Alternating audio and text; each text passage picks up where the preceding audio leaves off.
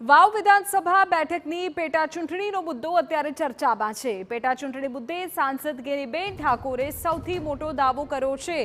કહું આગામી ટૂંક સમયમાં જ પેટા ચૂંટણીનું જાહેરનામું રજૂ થશે।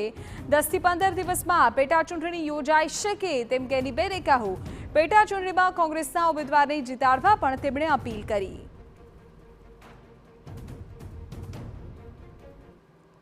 विधानसभा चूंटणी टूंक समय 10-15 दिवस अंदर जाहिरात थवानी छे।